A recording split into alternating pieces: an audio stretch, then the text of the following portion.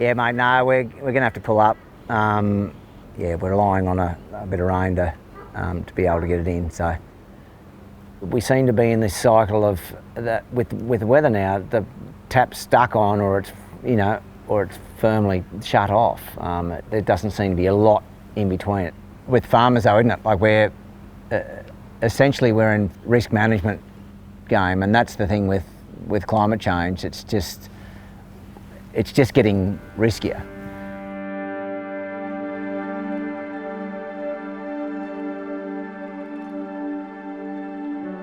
These last few years in Australia, the climates have been extreme. We went through most intense drought, followed by the largest fires, and now into the wettest years. So we're smashing records in all categories. So it's become a very difficult landscape to continue our business as usual farming.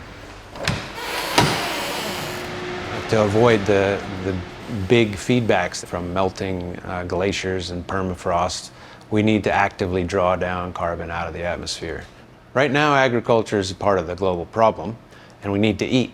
The only long-term solution for society is to make our agriculture part of the solution. The question is, can we keep up? Can we get ahead of it? The viability is to build resilience. So without resilience, we'll fall down either today or tomorrow. Because even in the best scenarios, this next decade will be the most turbulent decade for agriculture around the world, and Australia will be on the front of that.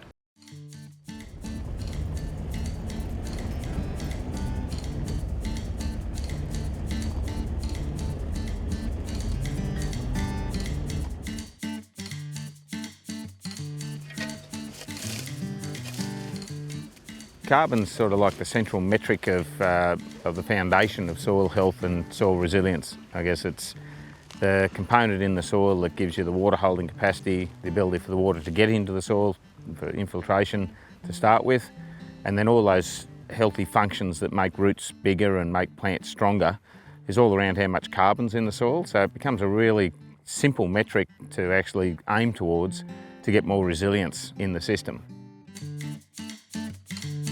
So we're off to see Stuart McDonald, the Canowindra farmer. I've got to go in there and take some soil tests, baseline the site, and have a chat with Stewie to find out where the paddock actually is to start with. And this is the barrier in the fence line, so he's gone. You can just leave that as that marker there, and we go over this side. There's two strips of compost, and we're going to sow the paddock in a skip row fashion. So every second row will have this treatment of the mycorrhizal fungi on the seed, and hopefully then Guy can use his analysis skills to tell us whether it's actually in a scientific way been a benefit, as opposed to just looking at it and saying, oh, it looks better. So.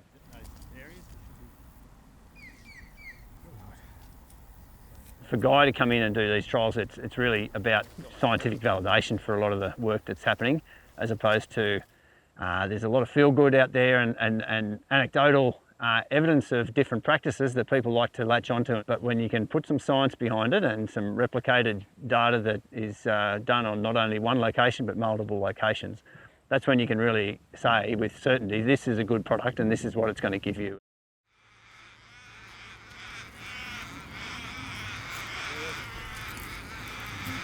What do you reckon, Muzzo?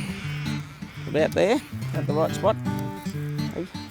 The organism that we're using is a mycorrhizal fungus in this case, and it's the king of aggregation. So the ability for that little fungus to get tiny little particles of soil and wrap them up and make little balls of them, basically, that would be a micro aggregate, and inside is where the carbon gets trapped. So the fungi kind of wrap up bits of carbon, if you like, and they trap that carbon inside a micro aggregate, and that carbon stays safe inside that micro aggregate for years and years because there's no oxygen. And if we can get that done around the root system, we can trap appreciable amounts of carbon that make a big difference.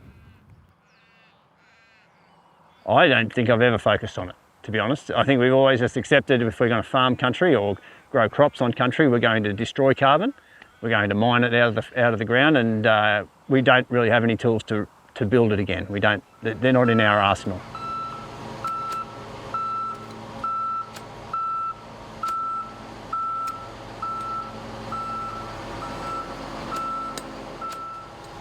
Well, by not having carbon in our soil, I think all farms' viability in the long term is going to be pressured by not being able to store the water that we want to in more intermittent and erratic rainfall events.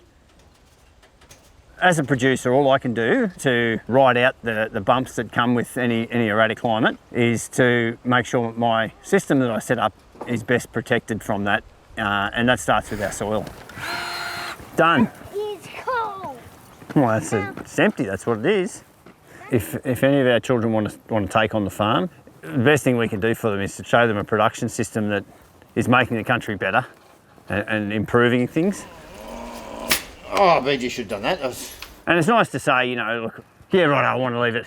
You know, trees everywhere and long grass and lots of worms. But if the place has got so much debt associated with it that, you know, the next generation looks at it and thinks, you know, what a burden that's going to be, that's pretty pointless as well, I think. So we need to be focusing on production methods that can drive not only the function of the landscape, but also our economic return. It's got to be hand in glove. If it's not, then, you know, it's just not gonna, there's no point doing it.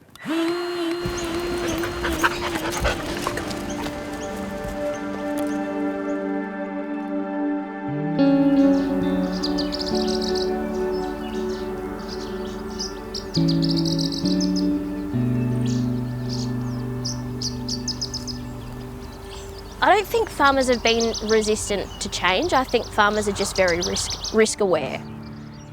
Bruce? So we've got all of our carbon inoculum trials happening here, small plot sites. So Brooke's managing these throughout the season. We know that running these trials, that we have to be able to show growers what the data looks like behind the technology, and then be able to give them the option as to whether that's the best thing to be able to do for their farm and their business. What plot have we got? Looks like a good plot. We know Australian soils typically are quite depleted, they're quite old, and we know that carbon makes soils more resilient. There hasn't typically been something in the toolbox historically for farmers to increase carbon, but now it's about being able to layer in new technology, practices and scientific understanding to make sure it's not just sustainable, but it's moving forward in a way that we can be, you know, farming for decades to come still. Out of the 9 inoculums we've got growing in this trial, we've taken one of them out to field scale trials. And so we're testing it out at Luke Wood's farm.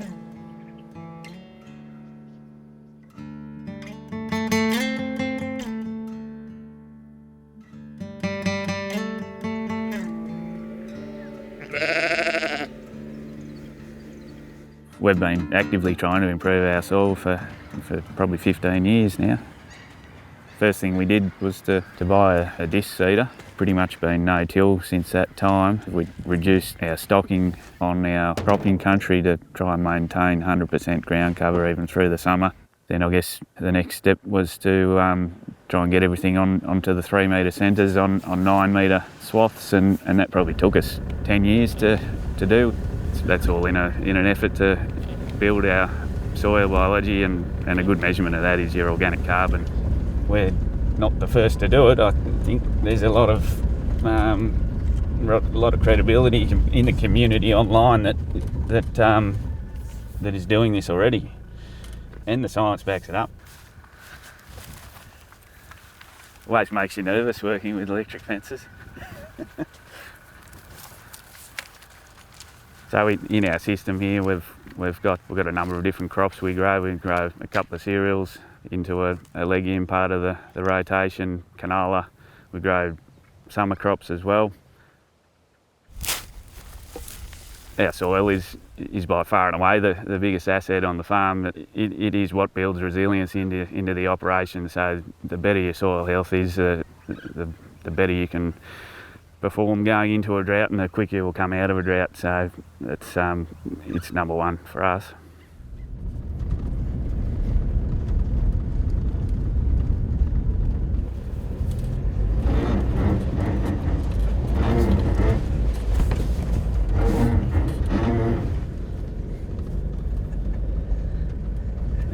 road tyres on this don't help much. So with the cattle side of our operation, we're going to try and run one big mob, graze quite heavily in small paddocks for a short period of time and allow a long rest period. The idea behind that is to try and use the cattle as a tool to fertilise the paddock.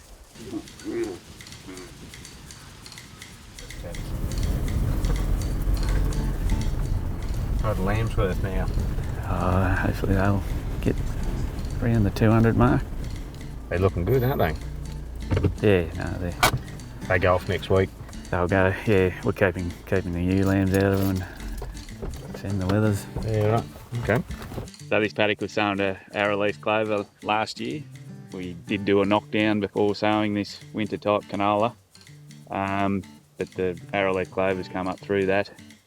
That legume's fixing nitrogen all the way. It's got nitrogen fixing bacteria on its roots, the nodules. To really grow carbon in the soil, you still need moisture and nitrogen. They're the two big things that you need to make carbon. But if you can use a natural form of nitrogen, it's a far better way to make that carbon stay in the soil. And so this system's, we've got high hopes that this might be a great system to do that. One of the things that people have got to get their heads around is some of these systems aren't beautiful to look at, or not just neat and tidy as a conventional kind of system. It's doing exactly what we want for the soil, and you don't have to draw pictures for your bank manager. It's what it ends up in your bank account at the end of the year.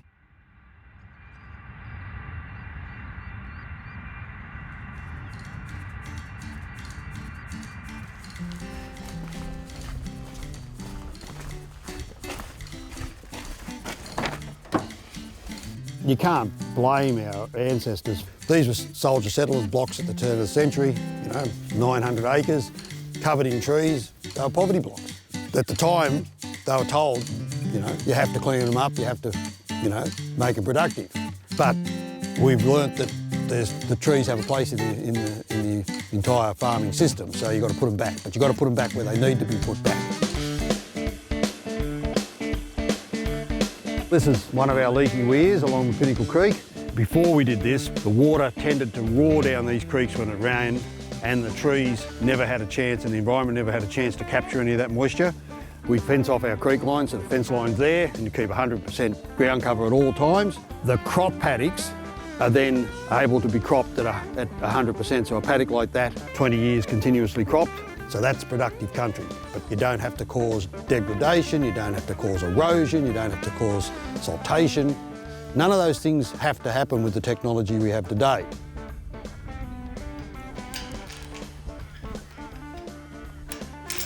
Today's big thing is we're trying to increase soil carbon. That is all new technology, but it's still technology that we can implement, and we're doing it now. This compost here is ready for application, and there it is there. Just beautiful, rich. If you just implement really first world, best practice, you can start to turn the amount of carbon in those soils and the productivity of those soils. But it takes a long time. Add compost and you help fire it up, help kickstart the whole system. And that's going to shorten that time frame.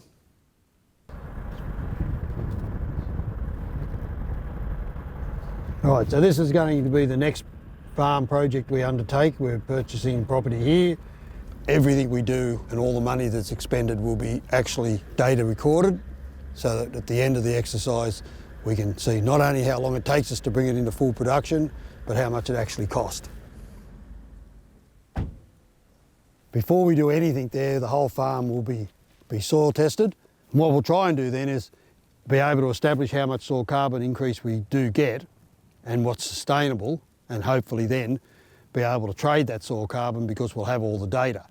So if it can be proven that soil carbon is able to be maintained and traded, we have a carbon sink that's producing products that the world needs without taking land out of production. So everybody wins, and that makes makes agriculture even more profitable and more viable and more sustainable. So it's a win-win-win for everybody down the chain. It's just a matter of it actually happening.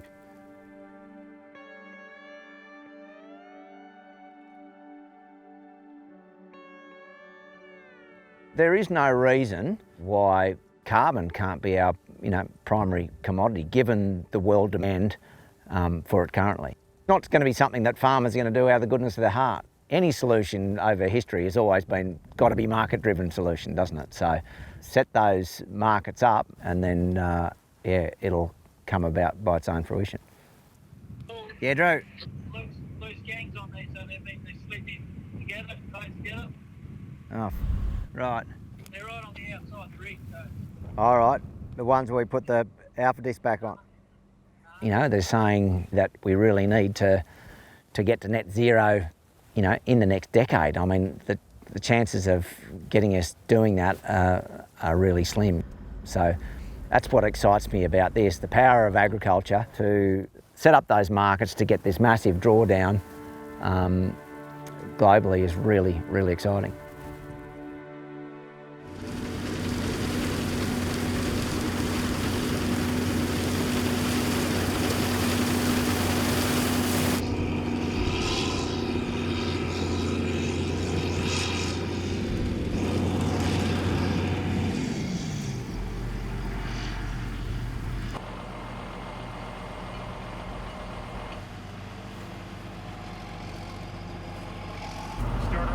We need the case tractor out here.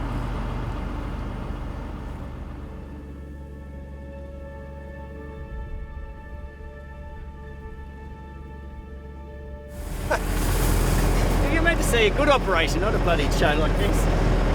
It hasn't been this wet for the last 20 years at least, I'd say. This is on the wetter end of the climate extremes, certainly, and these years when we have a rolling rainfall over 800 mil for greater than 12 months is not regular, and it's coming off a drought. We've had 140 mil this month, so and we're only halfway into it, so it's too much water. We weren't dry when that started to fall, so with another 2 inches to come this week. So who knows?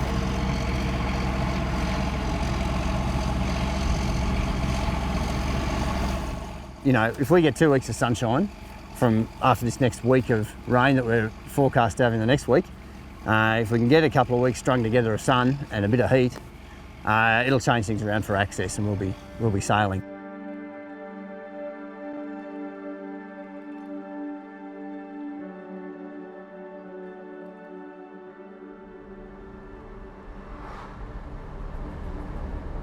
We're on the way to Canowindra to meet Stuart McDonald. Trips like this to the farm are essential to bridge this gap between the practitioners and the scientists, to get on the same page, learn about the real barriers to scale, kind of where theory meets practice.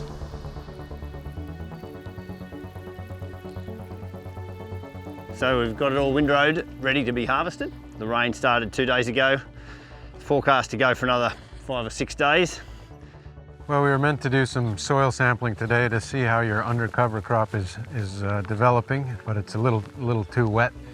There certainly could be a potential for a benefit with all the rain. There's more photosynthesis and more carbon capture from the air, and how that gets deposited in the ground is what we're trying to understand here. And so then, we'd like to see how much of that is stable during the off season as you start to prepare for next year's crop.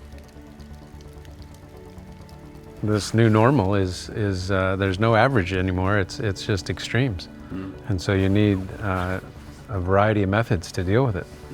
You need a good soil condition to be able to give you that resilience. Yeah, we're still learning that the hard way a bit, but it is Australia. We have thin-ish soils, and the capability of the soils, they're old and worn out, but the condition that you keep them in is in your control, and you're doing a great job of it, so it's exciting to see. Sustainability is a great word from 10 years ago. The question now is to go beyond that, and so we should shoot for sustainability on the best soils, but for most of the farms and most of the area, there's a lot of improvement that could be made. So a paradigm shift is to invest in not maximizing today's yield, but maximizing yield stability over the decade or decades. because Australia feeds at least 75 million people globally, and if we don't protect those food production systems, there'll be issues with food security around the world.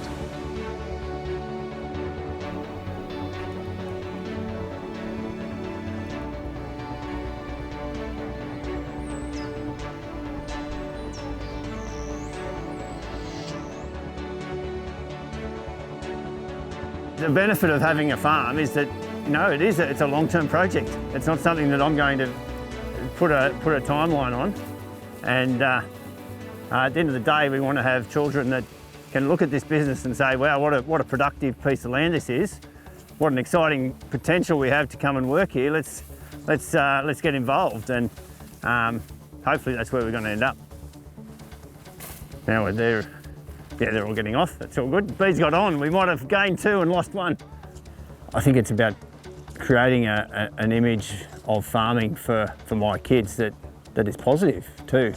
And it is about producing food and fibre and meat for future generations. So if we can do that and look after the land, why wouldn't you leap on that and do it?